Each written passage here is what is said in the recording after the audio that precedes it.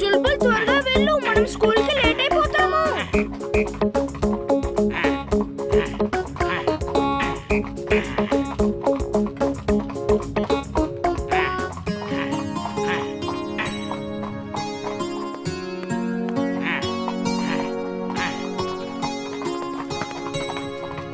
ఇమ్లీ, నా బ్యాలెన్స్ చూడు. వావ్ వీర్, నీ బ్యాలెన్స్ చాలా బాగుంది. ఇందులో ప్రశంసించదగ్గ విషయం ఏముంది?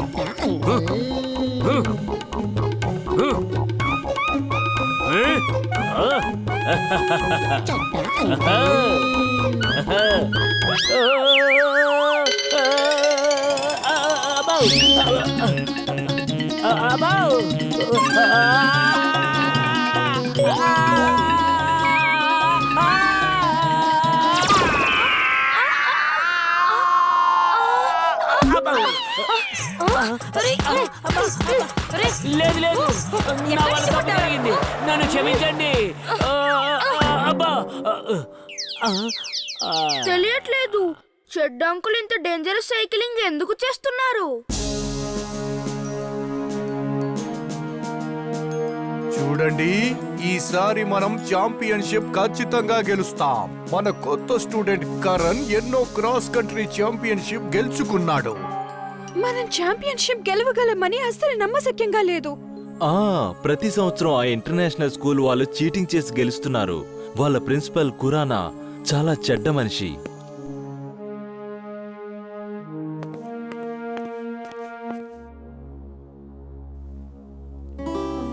ఇమ్లీ, నేను ఇప్పుడే వస్తాను. కరణ్, నువ్వు అమెరికా వెళ్లి ఇంజనీరింగ్ చదవాలనుకుంటున్నావని నేను విన్నాను. ఎస్ సార్, కానీ అక్కడ చదవడానికి చాలా డబ్బులు కావాలి. నా దగ్గర అంత డబ్బులు లేవు. చూడు కరణ్, మేము నీలాంటి టాలెంటెడ్ స్టూడెంట్స్ ని స్కూల్ నుంచి స్కాలర్షిప్ ఇచ్చి ఫ్రీగా చదివిస్తాం. అక్కడ ఉండటం, తినటం, తాగటం, చదవటం అంతా ఫ్రీ. నిజమా సార్? నాకు స్కాలర్షిప్ ఇచ్చి అమెరికా పంపిస్తారా? ఎస్ కరణ్, కానీ దానికి నువ్వు నాకొక చిన్న పని చేసి పెట్టాలి. సార్, నేను అమెరికాలో చదువుకోవడానికి ఏమైనా చేస్తాను. అయితే నువ్వు నీ కాలికి దెబ్బ తగిలిందని చెప్పి ఇంటికి వెళ్ళిపో. మేం 10 సంవత్సరాల నుంచి ఈ రేసు ఓడిపోలేదు తెలుసా? ఈసారి కూడా ఓడిపోవాలనుకోవటం లేదు. Okay sir, thank you sir. Government school నుంచి ఎవరూ రావడం లేదా?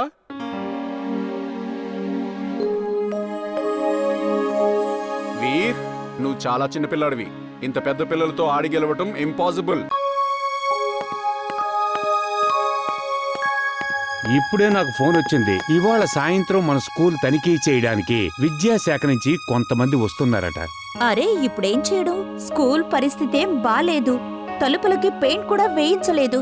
చాలా పాతగా కనిపిస్తున్నాయి. సాయంత్రంలోగా ఎలా వీలవుతుంది?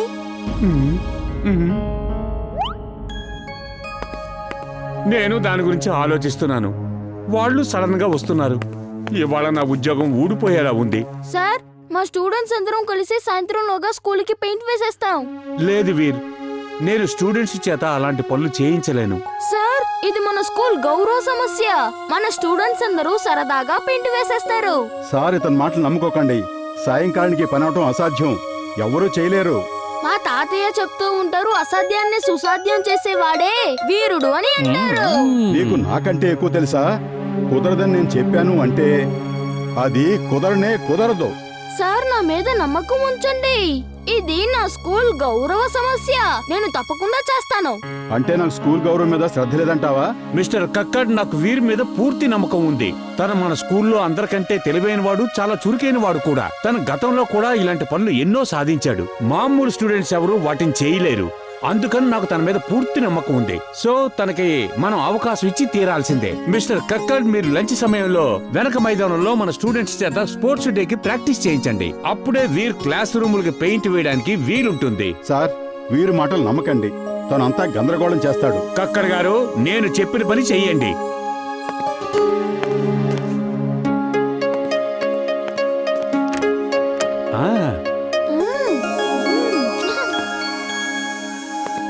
అయ్యా మహానుభావ, పెయింటింగ్ చేస్తానని మాట ఇచ్చేశారు, కానీ చేయడం ఎలా? మన జంటును పిలవండి, తనే ఈ పని చెయ్యగలుగుతాడు. నువ్వు కరెక్ట్ గా చెప్పావు చుల్బుల్. తక్ దినాదిన్ దిన్ నేనే జింటూని, నా పేరే జింటూ. ఆజ్ఞాపించండి బాస్. ఇప్పటికే మన బాస్ పని తగ్దినా ధిన్ ధిన్ అయిపోయింది. తను ఇప్పుడు స్కూల్కి పెయింట్ వెయ్యాలి. ఇప్పుడు చూడండి.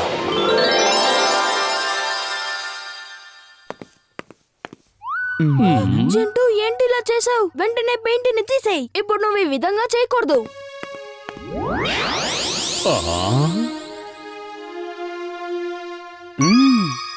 వీర్, కేవలం క్లాస్ రూములకు మాత్రమే పెయింట్ వేస్తే చాలు.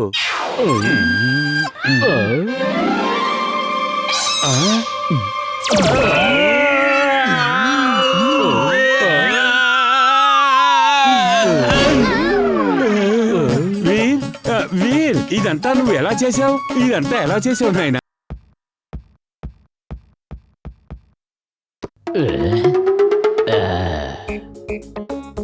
బాల్ వేయ్, బాల్ త్వరగా. ఇదిగో కాచుకో. ఇప్పుడు చూడు విటమిన్ ఏ తడాఖా. ఇప్పుడు చూడు ఎలక్ట్రిక్ పవర్ శక్తి.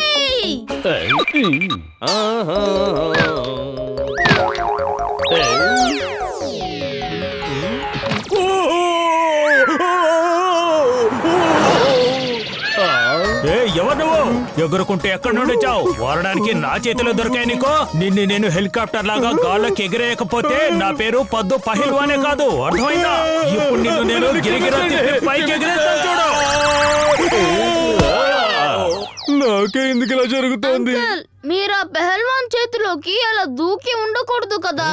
అసలింతకి నన్ను ఫుట్బాల్ తో కొట్టింది ఎవరో చెప్పు. ఇప్పుడే వాళ్ళ సంగతి తేలుస్తాను.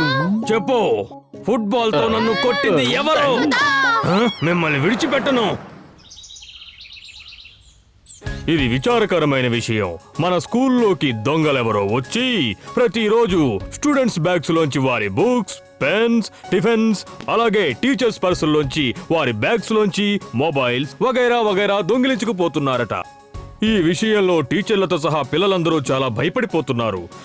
ఆ దొంగల్ని పట్టుకోవడానికి మేము చాలా ప్రయత్నాలు చేశాం, కానీ ఆ దొంగ తెలివైన వాడు కావడం వల్ల మేము అతన్ని పట్టుకోలేకపోయాం. పోనీ పోలీసులకు ఫిర్యాదు చేద్దామంటే స్కూల్ పేరు చెడిపోతుందని భయం. ఇప్పుడు ఏం చెయ్యాలి? సార్, ఆ దొంగని నేను పట్టుకుంటాను, అది కూడా 2 రోజుల్లోనే. ఇంతకీ నువ్వంత నమ్మకంతో ఎలా చెప్పగలుగుతున్నావు? ఆ దొంగని పట్టుకోవడంలో మన ఉపాధ్యాయులందరూ విఫలమయ్యారు కదా. అలాంటిది 2 రోజుల్లో నువ్వెలా పట్టుకుంటావు? ఎలాగంటే సార్, నేను ఆలోచించినంత దూరంగా ఆ దొంగ ఆలోచించలేడు sir. Think positive, everything is possible. Sir, మన వీరే ఇంత నమ్మకంగా ఉన్నప్పుడు నేనెందుకు పట్టుకోలేను? నేను కూడా పట్టుకోగలను దొంగని. సార్, నాకు కూడా దొంగల్ని పట్టుకోవడంలో చాలా నాలెడ్జ్ ఉంది. నేను చాలా డిటెక్టివ్ బుక్స్ చదివాను. అంటే మన James Bond, Bakelal, detective Vijay, ఇంకా అలాంటివన్నమాట. Okay, I like your confidence. నేను మీ ఇద్దరికి 2 రోజులు టైం ఇస్తున్నాను. ఒకవేళ మీరిద్దరూ 2 రోజుల్లో దొంగని పట్టుకున్నారా సరే, లేదంటే నేను స్కూల్ స్టాఫ్ తరపున వాళ్ళ మీద చర్య తీసుకుంటాను.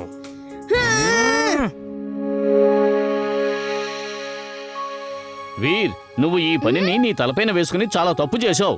మన స్కూల్లోని టీచర్లు, స్టాఫ్ ఎవరూ పట్టుకోలేకపోయినా ఆ దొంగని నువ్వు ఎలా పట్టుకోగలవు?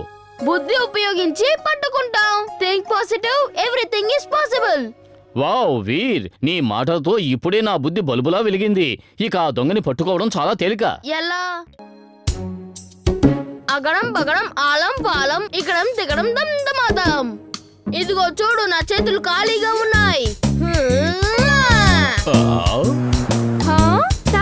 నాకు తెలుసు చాక్లెట్ ని నీ షర్ట్ చేతి మడతల్లో ఉంచావు. ఇంద్రజాలం చేతి వాటంతోనే జరుగుతుంది. ఇలాంటి విద్యలు మన జింటువే చేయగలడు. ఇలా చూడండి, మీరు అసలు ఈ దండాన్ని ఉపయోగించనే లేదు. ముందు దీన్ని గాల్లో ఇలా తిప్పండి. అరే, ఏంటి ఇలా చేస్తున్నావు? ఎందుకు ఇలా చేస్తున్నావు? నేను మీకు నేర్పిస్తాను. ఈ దండాన్ని ముందుకు చాచి మీరు ఏం చెప్తే అది జరుగుతుంది. మీరు ఎవరినైనా ఎలుకైపోవని అన్నారనుకోండి, ఎలుకైపోతారు. నేను ఎవరిని ఎలుకని చెయ్యాలనుకోవడం లేదు.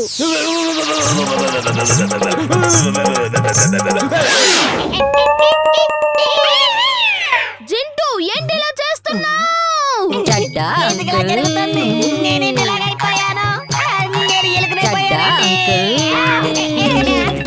ఎవరైనా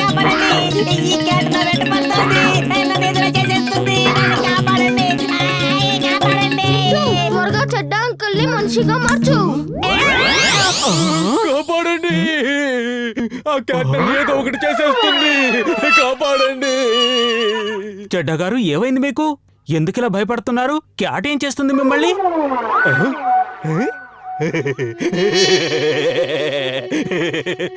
అదే కదా, నాకెందుకో కాసేపు నేను ఎలుకనైపోయినట్టుగా అనిపించింది. చాలా వింతగా ఉంది కదూ.